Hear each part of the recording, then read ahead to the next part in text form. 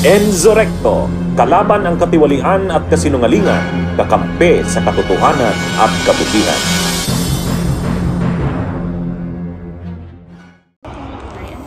O mga kabunyog, mga kababayan, nag-react si Attorney Miko Clavano, spokesperson ng Secretary of Justice, tungkol ito doon sa naging asal ni Sara Diskaya. Kasi itong si Sara Diskaya, alam naman natin ng status, nag-a-apply na mapasa ilalim sa Witness Protection Program. Di syempre, habang gusto mong mapailalim ka sa Witness Protection Program, dapat naman magkakitaan ka ng pagpapakumbaba, ikaw yung parang nakikiusap sa gobyerno na willing ka namang mag-cooperate, anumang nalalaman mo, sasabihin mo. Kumbaga ganun dapat yung attitude mo. Kaya yung gawi mo, yung mga actuations mo, mga ginagawa mo, dapat ganun. Kumbaga ikaw,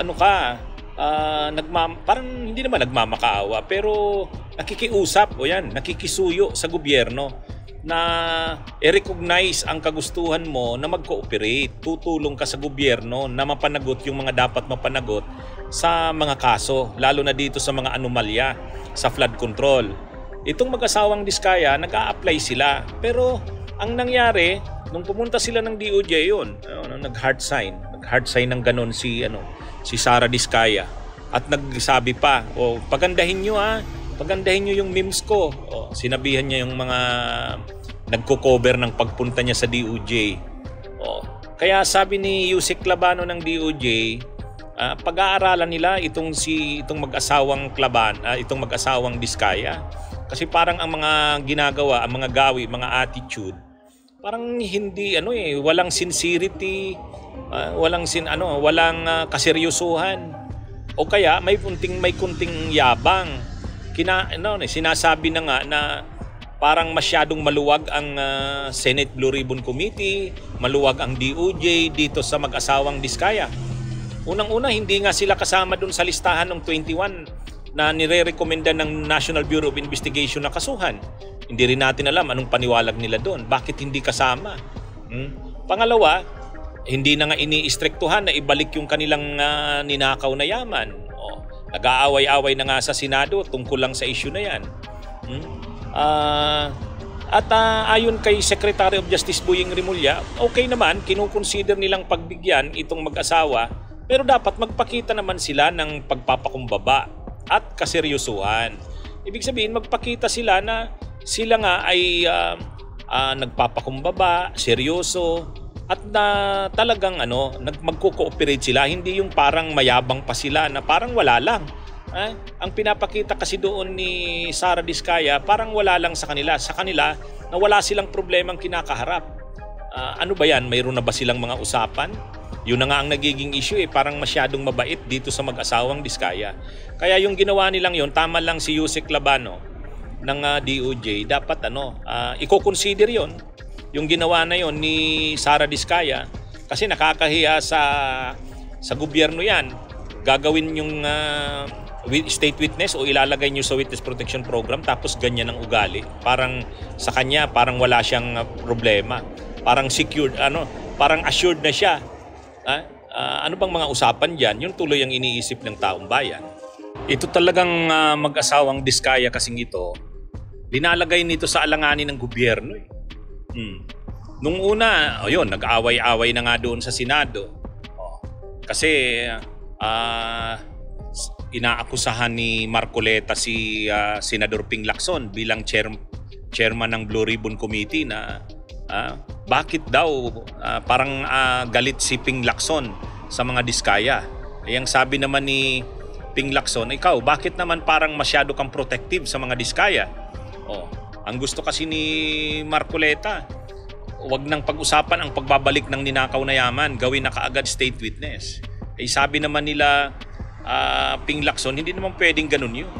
Ganon din yung sabi ni Secretary of Justice Boying Rimulya at ng mga iba pang senador. Kaya nagkakagulo ang Senado tungkol dito kay Diskayang ito At ito naman kasing mga Diskaya, kung umaasta, yun na nga, sa halip na magpakita ng ng parang nagmamakaawa sila sa gobyerno, nakikiusap sila na gawin silang state witness o ilagay sa witness protection program. Parang hindi pa eh. Parang ang nangyayari sa tingin nila, sila ang mas kailangan ng gobyerno. Parang pinapakita nila na kayo ang may kailangan sa amin. At saka parang pinapakita ng mag-asawang Diskaya, may mga kausap na sila. Parang yari na yung assurance sa kanila na gagawin silang state witness. Kaya yung mga actuations nila, may pagkaano na, relax, chill lang. Samantalang dapat ang makita sa kanila na malaki ang problema nila, grabe ang pananagutan nila. Yun. Pero hindi makita sa ugali, sa ginagawa nila eh. Yun ang problema. Hi ma'am, good morning. Kumusta po? Okay. Maulan po ba?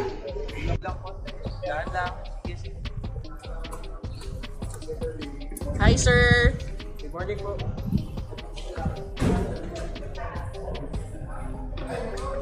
Posible pa raw madagdagan ang listahan ng mga isasailalim sa case build-up ng National Bureau of Investigation kaugnay ng anomalya sa flood control projects. Patuloy rin ang pagsusuri ng Department of Justice sa mag-asawang Curly at Sara Diskaya kung dapat sila isailalim sa Witness Protection Program. Nasa frontline ng balitang yan, si Gio Robles.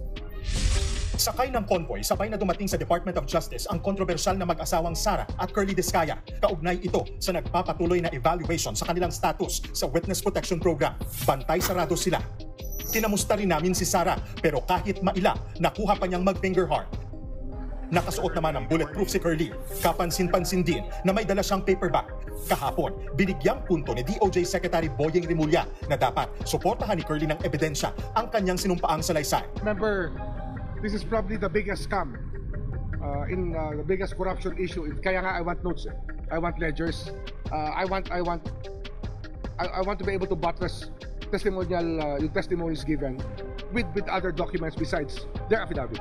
Naunang natalakay sa Senate hearing ang ledger na hawak umano ni Curly. Nakasulat daw dito ang mga pangalan umano ng mga opisyal ng gobyerno at mga mambabatas na tumanggap ng SOP o kickback mula sa mga hinawakan niyang proyekto. Bunyog, bunyog, halikan na kasama ka. Bunyog, kapag buklod ay may pag-asa. Luzon, Visayas, Mindanao, isa ang pananaw. Sa bagong Pilipinas ang bunyog isisigaw.